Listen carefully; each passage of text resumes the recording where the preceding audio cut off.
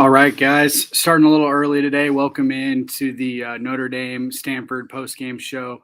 As always, I'm your host, Nathan Urbach, here with you here every week. Notre Dame game's just ending right now, putting on the finishing touches against Stanford, 45-14. Obviously, over the last few weeks, haven't necessarily played the best opponents, but I think the biggest thing for Notre Dame here over, like I said, the last several weeks has been the dominance that they've shown against some of these teams. It started with Navy when they won 34-6, didn't allow a touchdown. Took that into the Virginia game, won 28-3. Obviously without their quarterback, but still one of the most potent offenses in college football this year. Again, didn't allow a touchdown in that game. And then last week against Georgia Tech, 55-0. Obviously, again, not allowing a touchdown. And then today against Stanford, allowed one touchdown on a short field and then another one against a really good tight end overall. But just a really good showing overall for Notre Dame over the last few weeks. And don't want to bore you guys too much with Notre Dame Stanford talk. I know most of you are here to probably to listen to some college football playoff talk. And I know some of you are wondering what's going on. If you're not aware of the way these shows work, I'm on a Notre Dame live stream, and I'm also on the main live stream. So you can kind of check this out, or you can check out another channel's live stream, or obviously not tune in if you don't want to. So, but again, we're going to talk a little bit or mostly about probably the college football playoff today or tonight, I should say. Like I mentioned, most of you don't want to listen to Notre Dame Stanford postgame talk because they took care of business. So obviously a lot of stuff has gone down over the last several weeks, and we can probably start if you back up a few weeks. Michigan State beats Michigan. Chaos kind of goes in, and then Michigan a few weeks after that ends up,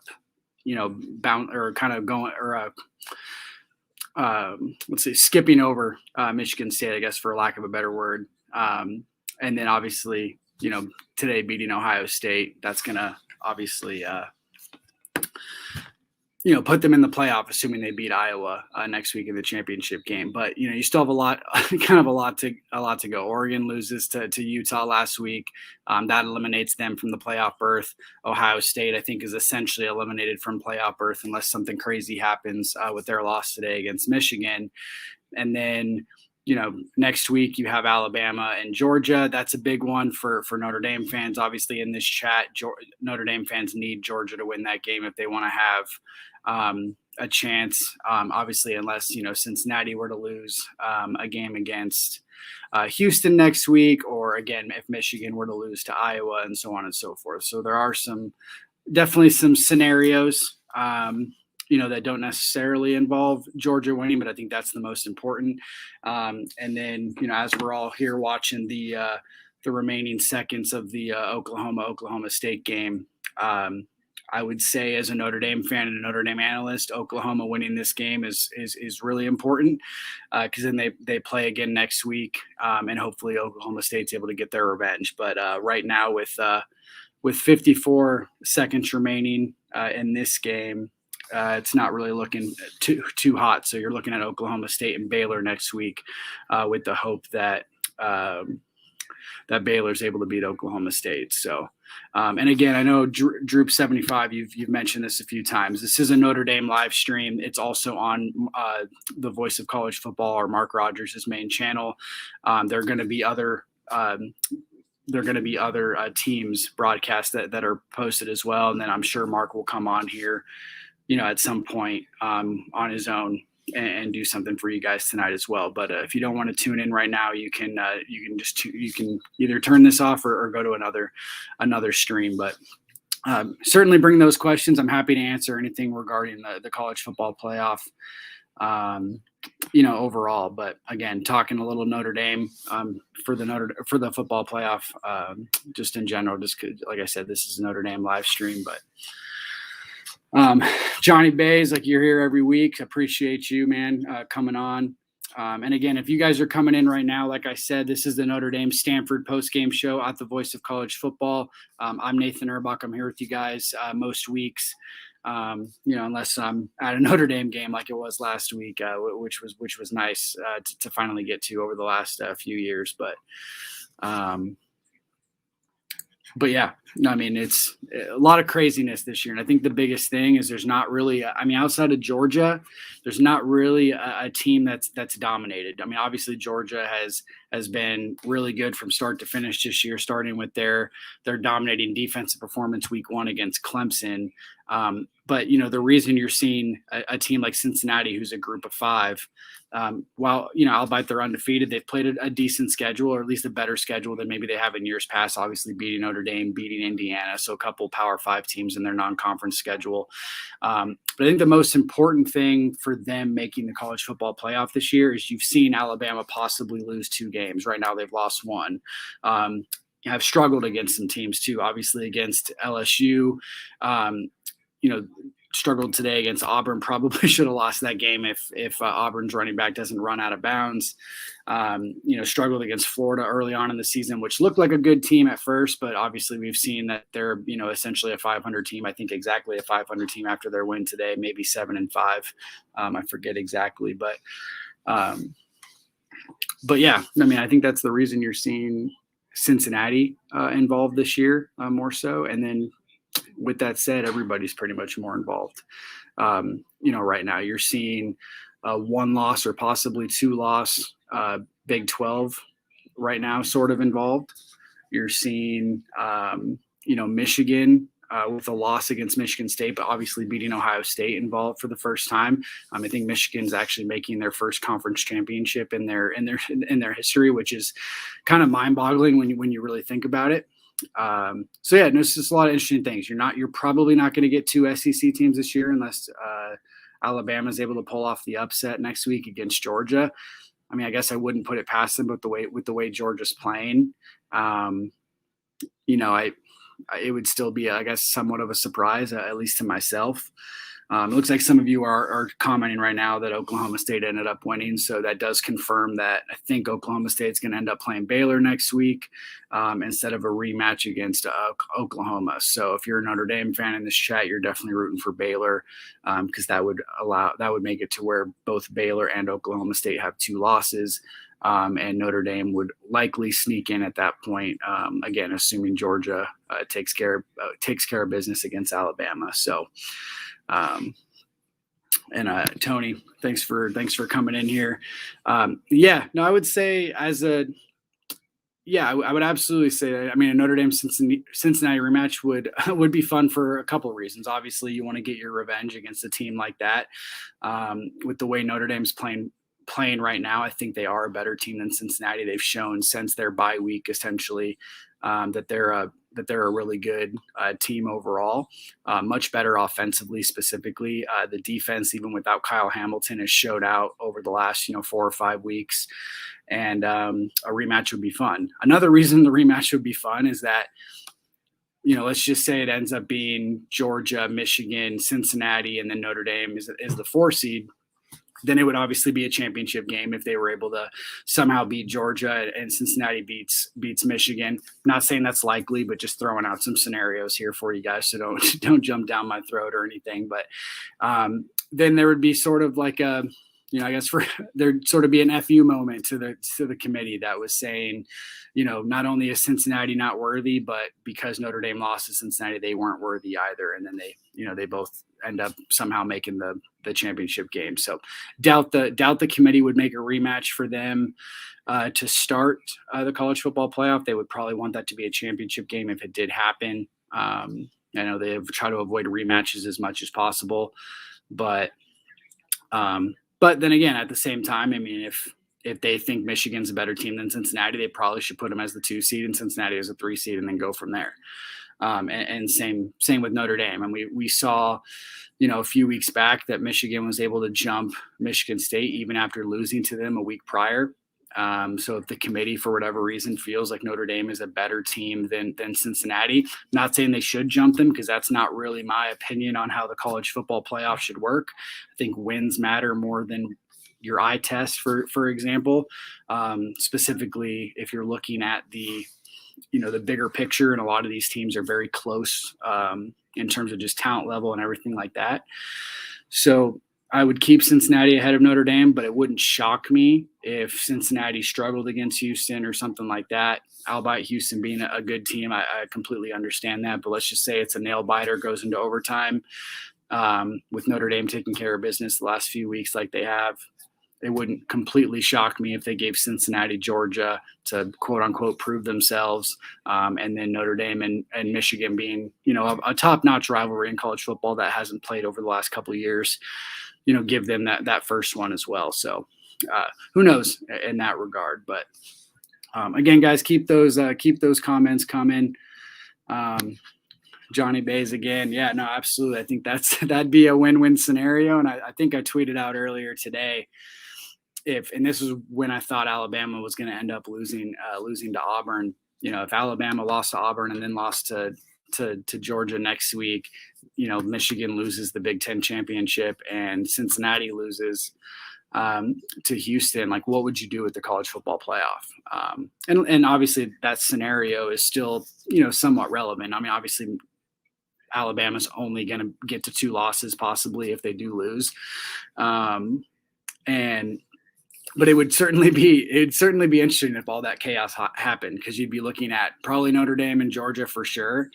If Oklahoma State wins next week, you're probably looking at Oklahoma State in there as well. And then if Alabama keeps it close with Georgia, maybe you're looking at Alabama. This is the scenario where I think Ohio State could possibly get back into the swing of things, because they have looked very, very good overall outside of today. And obviously their loss against Oregon early on in the season. So, and then of course, I mean, you're not going to put Cincinnati in with 1 loss. UCF didn't make it a few years back when they went undefeated. So if Houston beats Cincinnati, I think that kind of ends their hopes. So you're probably looking at, like I said, Oklahoma State, making the championship. Maybe if Baylor routes them, maybe you see Baylor in that kind of scenario, making the college football playoff as well. So that would certainly be some interesting scenarios if the chaos ensued next week. And for, as a Notre Dame fan, and like I said, Notre Dame analyst, I think that's what I'm rooting for, because that's the best case scenario for Notre Dame overall.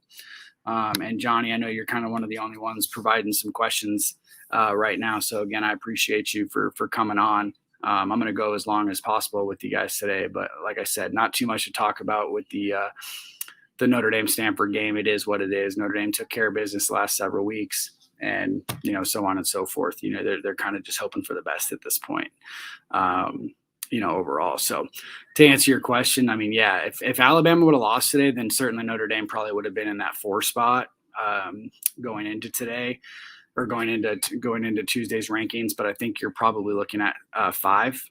Everybody kind of just moving up 1. Maybe Michigan jumps Cincinnati. I wouldn't 100% be surprised by that. Obviously the committee has shown that they will jump teams, and Michigan arguably has the best win of the season now. So if they were the 2 seed over Cincinnati, that wouldn't surprise me overall. So thanks for joining in, D-Rock. Yeah, no, it should be fun. Like I said, I mean, it certainly is. It's frustrating to be sitting at home and you can't really do anything about it. I mean, that's the life of being independent and not being in a conference. And I certainly support Notre Dame in that regard. That's probably an argument for another day. Now that I brought that on, I'm sure there will be some comments flowing in, but again, it's also nice to be at home and see that you can probably, just root for the chaos and know that your team can't really do anything else to prove themselves and hope for the best going on. But, and again, like I know some of you are talking about Michigan number 2.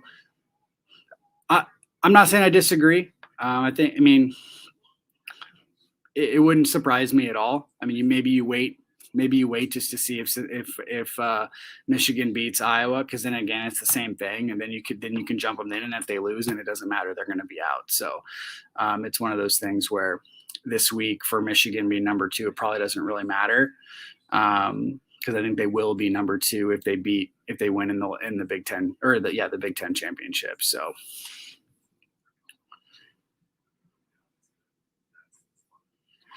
All right. So again, guys, you are listening to the I'm going to say the Notre Dame postgame show. We're talking more college football playoff than the Notre Dame Stanford game. Again, my name is Nathan Erbach. I'm the host of the Golden Homers podcast, and I do this weekly show postgame wise for Mark Rogers here at the Voice of College Football. I'm sure Mark is going to be coming on soon for you guys on his main channel. And again, before some of you leave, this is the Notre Dame channel, but also I'm live on the main channel as well, talking to you guys. But the other teams, I'm not exactly sure how many teams Mark has at this point, but I know several college football teams have their own post game show here with Mark. So stay on with us, and we'll keep going through this. I'm seeing some other comments rolling in about maybe Notre Dame not getting in. Not saying they will get in, Mike. Certainly not inconceivable. I mean, right now, if Alabama were to lose next week against Georgia, there's an argument to be made that the Notre Dame would be number 4 right there. Especially if Baylor were to beat Oklahoma State next week, then I think you're looking at Notre Dame probably in for sure at that point. So it's not inconceivable. Not saying it's going to happen. I would say it's probably 50-50 or more odds at this point. But yeah, absolutely. I mean, like I said, this is a year that's been kind of crazy in regards to just everybody being somewhat equal. Everybody's showing a lot of weaknesses and strengths outside of Georgia for the most part. I do think Georgia maybe could show some weaknesses here in the college football playoff with their offense. But I think that's been trending up. Obviously Brock Bowers is a terrific player for them. Getting George Pickens back, I think it was last week they got him back, or correct me if I'm wrong, it might have been this week. I forgot when I read that. I didn't watch their game against Georgia Tech. But that's certainly a big name player for them, getting him back. So their offense will probably continue to flow into the college football playoff and of course the championship this week against Alabama. But I do think that there are some matchup problems when they play some better defenses. And I don't think that they played a terrific schedule this year. They're in the weaker part of the SEC, but that's neither here or there. They've blown out everybody they've played, and they deserve their spot. And they're the only team that's really not showing any weaknesses. Obviously, Notre Dame with the loss to Cincinnati, a couple of the early games this season not showing out maybe how they wanted to. That's certainly where their weaknesses lie. I think quarterback position is still somewhat of a question mark, especially if Jack Cohn doesn't get protection. But that offense is certainly trending up as well. Cincinnati, I mean, the biggest thing for them is maybe the last couple weeks not showing out the way they maybe wanted to. Had a really good game against SMU. I should give them credit for that. But, against Navy, they struggled. Against, I think it was East Carolina this week. They didn't look great. And they've had a few other kind of, just meh games, I guess, for lack of a better word. And then obviously being a group of 5 team, that certainly hurts them a little bit. So, but that again is with some of these other teams like Alabama having 1 loss, possibly 2 losses, Ohio State now having 2 losses, the Big 12 not having an undefeated team, the Pac-12 being down, and Oregon, suffering their second loss last year. That's where a team like Cincinnati is able to maybe sneak in. And again, that's how Notre Dame, after their weak start to the season, has been able to sort of trend up into this spot where now they have some hope. So, yeah. And again, I mean, Tony, just echoing what I've pretty much said here. Exactly. It's been that kind of year. And if there's not even necessarily some upsets next week, if there's just, again, Georgia beats Bama, a few other things maybe happen. Notre Dame's in for sure, probably, if one more thing happens outside of Georgia winning. And if they could still possibly be in, even if Georgia does end up winning that game and nothing else crazy happens. So, and yeah, absolutely, D-Rock. That's sort of it, just kind of talking a little bit Notre Dame more than anything, just because this is a Notre Dame channel and stuff like that. But that's sort of where Notre Dame's at this year. I mean, everybody kind of said that they sucked and they weren't going to, it was a rebuilding year, maybe not sucked, but, certainly after the first few weeks, it wasn't trending, 100% the way people wanted. But, 11-1, 10-2, maybe is kind of where their floor is at this point. And that's a really nice place to be.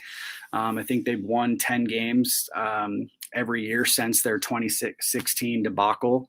And Notre Dame, they showed a graphic during the game today, and now Brian Kelly has 7 10-win seasons in his tenure at Notre Dame, and a lot of those are obviously consecutively since 2017. So they're certainly trending up. Just has a really good football team. And again, there's maybe a lack of parity in college football overall with Bama, Georgia, Clemson, teams like that kind of dominating the college recruiting. But Notre Dame, and when you really think about it, it's right there.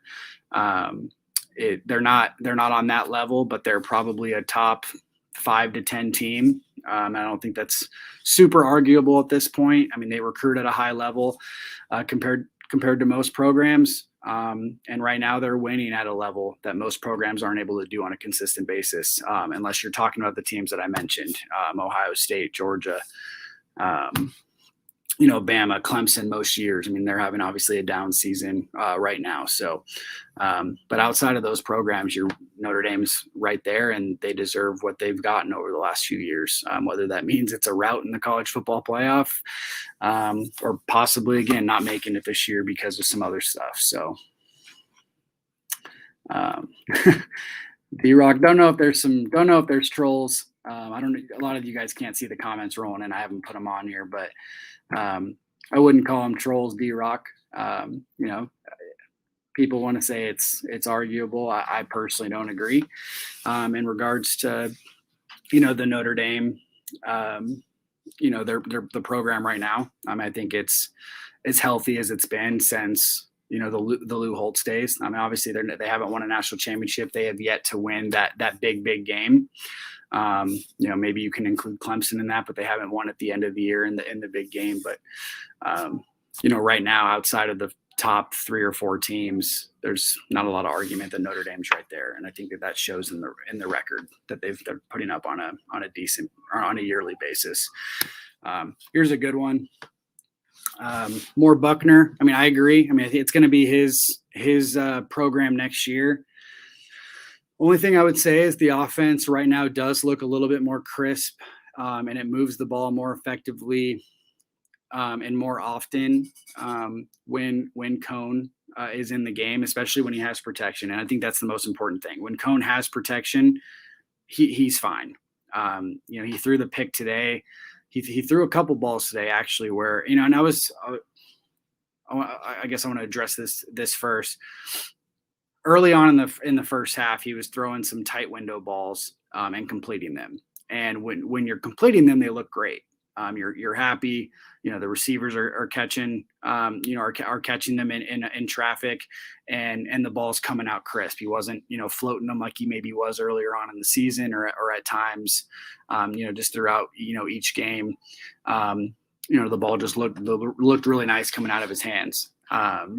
And in the second half, I mean, I'm going to go ahead and assume that Stanford, kind of went to the locker room in the second half. I'm obviously down 24-0. So we're not talking about a close game here either, which I think is important intel when it comes to that kind of stuff. But he threw a tight ball to Mayer when he probably wasn't open, and the Stanford DB made a really nice play.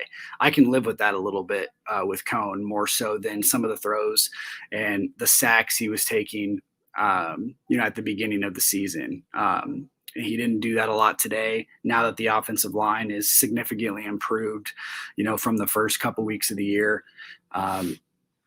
Again, I can live with Cone. What I would like to see a little bit more of than we have over the last several weeks is Buchner mixed in as a part of the actual offense and not just the second string guy that comes in, and runs the second half in a blowout or the last couple drives of a game. And that's exactly what's happened against specifically Georgia Tech and this week against Stanford.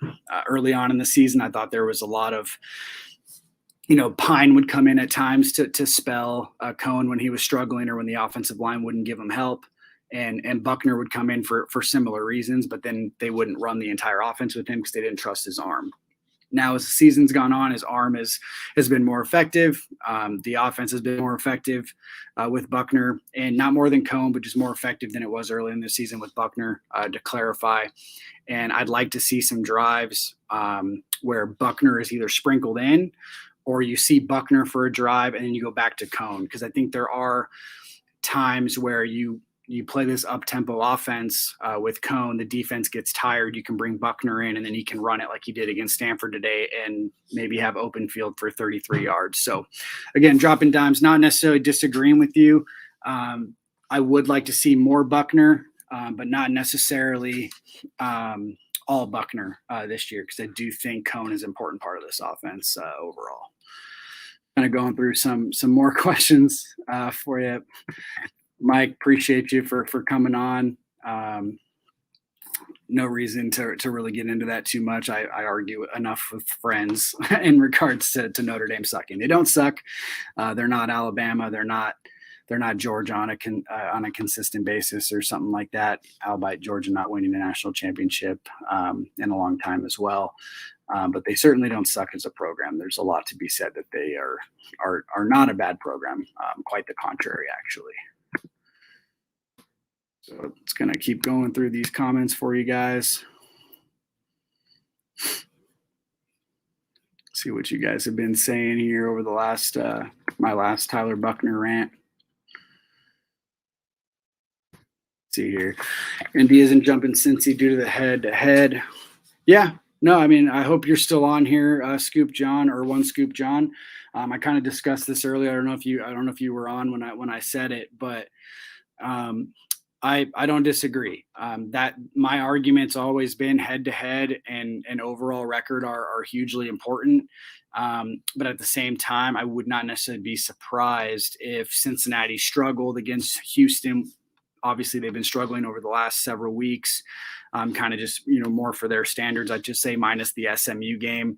But if they struggled against Houston with the way Notre Dame's been playing, I don't know. I wouldn't put it 100% past the committee to make that decision. But I will say, as a Notre Dame fan, as a Notre Dame analyst, I would disagree with that. I do not think a undefeated Cincinnati team should drop below Notre Dame. But the committee does weird things on a weekly basis, and again, would not be surprised if it happened. And again, like I said, I would disagree overall.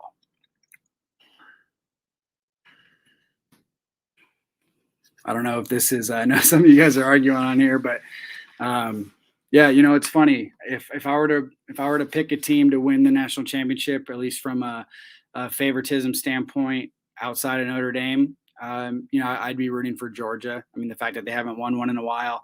My brother-in-law is actually a Georgia fan as well, so keep it in the family. That wouldn't bother me. And I'm just kind of glad that this year looks like there's going to be some new blood. Or some fresh blood in there too. I mean, Michigan's never made the playoff. Cincinnati's never made the playoff. Those are two teams that if they win next week, they're in. Georgia's never won, the college football playoff. They haven't won a national championship in a long time, just like Notre Dame hasn't. So if they won, even though they've been dominant this year, that'd be great. I think that'd be great for college football. Some of you might disagree because they're SEC. So the argument is the best SEC team still won it. I hear that. I mean, you might want to see a Pac-12 team, win it one year, or Oklahoma or something like that win it one year prior to them moving to the SEC as well. Notre Dame obviously winning it would probably piss off some people because of their brand, but also make people happy in the same with kind of the same thought process that at least it's not Alabama or something like that. But I would say for this year, I mean, fresh blood is nice. And I think that, a new team is going to win it unless Alabama were to beat, Georgia next week and then somehow they end up winning the national championship. Then that would be, I think, really the only scenario where someone new doesn't win it this year. So I think that's the main takeaway, at least in my opinion. It's nice to see that, maybe some more parity is starting to come in into the college football world.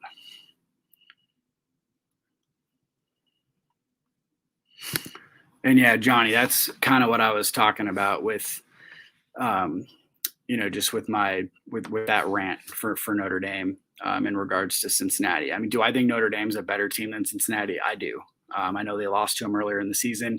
I do think if there was a rematch in the college football playoff, Notre Dame would not only be favored, but probably win that game. Obviously, the revenge factor is huge there. But I think they're just playing a better quality and a better brand of football than they were than when they played Cincinnati the first time. But at the same time, I do think head-to-head and stuff like that matters. And that's just one of those things where Cincinnati deserves to be in for sure, and deserves to be in over Notre Dame, I guess is what I'm really getting at. Chris, thanks for entering the chat. It was a good topic of discussion. I was just actually discussing this with some buddies of mine earlier, with the whole talk of them moving into a 12-team playoff. Do I think a 12-team playoff would be fun as hell? I do. I think it would be, you wouldn't necessarily have these last few weeks that we're having where it's like, okay, this Michigan-Ohio State game wouldn't have mattered much if, at least from they both make the college football playoff. I mean, the seeding wise and stuff like that would be something, but from a, making the college football playoff, it wouldn't have the effect that it did today. Same with the Oklahoma State game. It's a very similar outcome, but one team wins, they probably both still make the college football playoff. So from that standpoint, I agree. It takes, it certainly takes that away from us, where every game matters. But at the same time, at the beginning of the season, you start giving a lot of teams, hope that they can make it. And then at the end of the year, you have this really, really cool tournament where where it's like 6 games to start out or whatever the bye weeks are. I'm not exactly sure of the semantics that they were going to bring into it, but then you start seeing some upsets. You see maybe the 12 team beat, whatever team they're playing first. I'm sure there's some bye weeks involved. Because again, I think outside of these, like a couple elite teams on a yearly basis this year, maybe not included outside of Georgia, there is so much parity in college football that, the 5th best team in college football is probably not much better than the 12th best team in college football. And I would say that if you were to go back on a yearly basis, that's probably fairly accurate. And then, of course, obviously, as a Notre Dame fan, Notre Dame would probably make the the college football playoff every year, or at least damn near every year. And I wouldn't be sweating the last week of the season. And again, I do actually appreciate the fact that Notre Dame is willing to not have a bye. Now that I'm kind of ranting, I kind of remember the talk about it early on in the season when they did have a 12-team playoff, up for debate. Notre Dame essentially said that they wouldn't take one of the first 4 slots, and that at the very best that they would be, top 5 or the 5th slot. And then you have that argument where that's essentially their quote unquote 13th game. Or 13th data point. So I do enjoy the thought of, what we have right now, but also expanding that to, maybe some different heights. And again, Chris, that's another good point. I mean, kind of going off what you're saying, it doesn't, again, I don't know.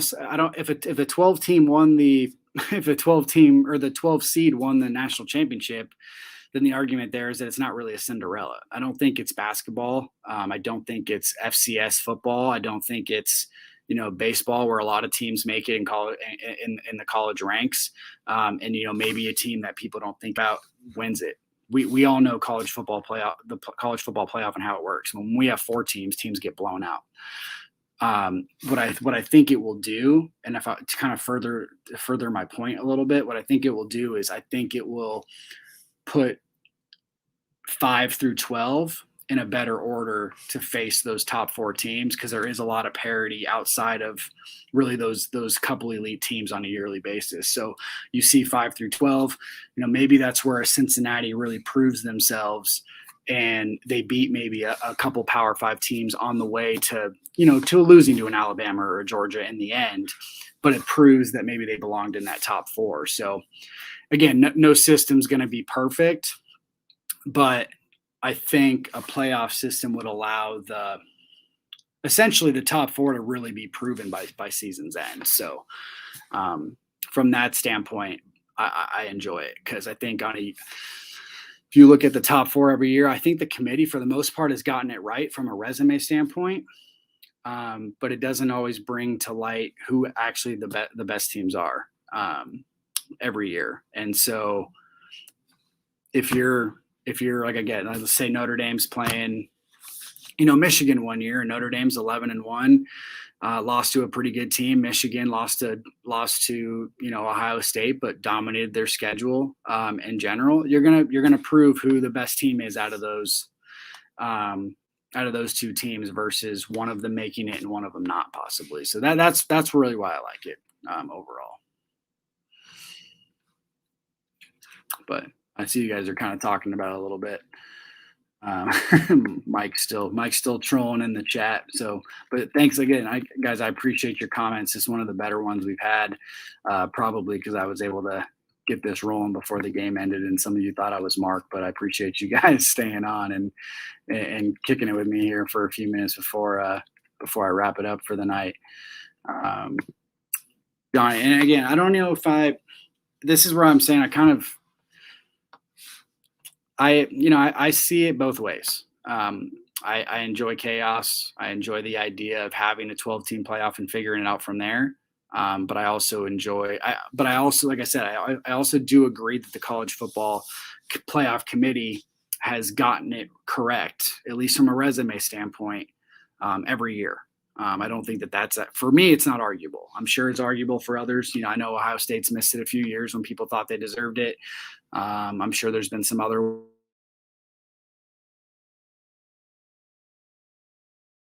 And I'm sure that there's some Notre Dame haters in here that don't believe that Notre Dame should have made it over the past couple of years and are probably tired of them getting blown out in big games. So a lot of that's neither here or there. I just think that the college football playoff, from a resume standpoint, has gotten it right most of the year. So from that standpoint, keeping it a 14 playoff doesn't bother me.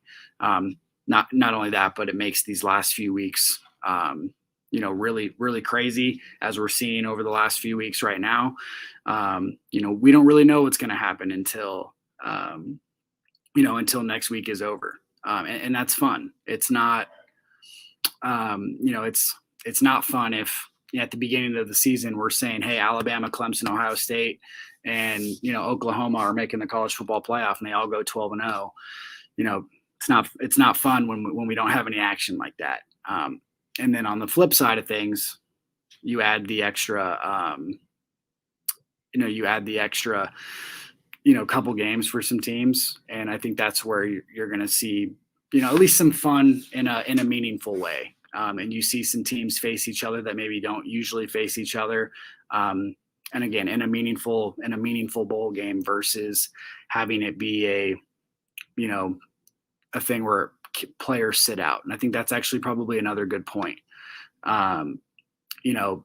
If you're the 12 seed, most years you're probably playing in a New Year's Six bowl, and you're going to have, maybe 3 or 4 of your best players sit out because they're going to the draft.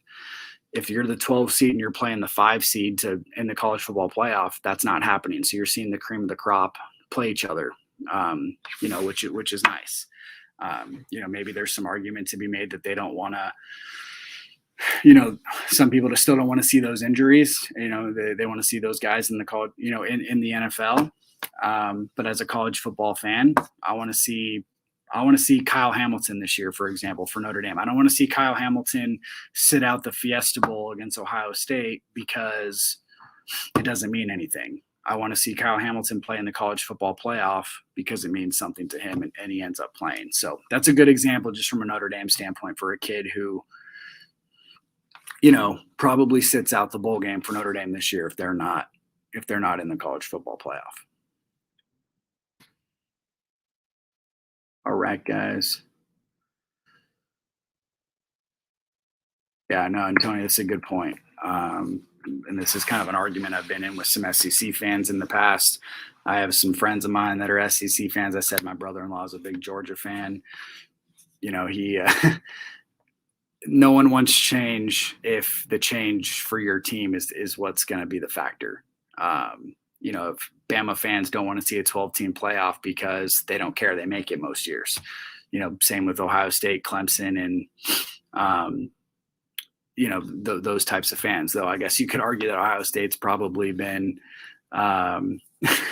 Ohio State probably has the biggest argument for being snubbed a couple of years. And this year they're probably a team that could get hot at the right time and win it. So maybe Ohio State would be pushing for a 12-team playoff because most years they're going to be in the top 4 anyway, get that bye, and then go on from there. So I don't know. Again, it's an imperfect system, but it's one that I think can be improved from 4. And again, maybe it's not 12 teams, maybe it should be 8 or something like that. But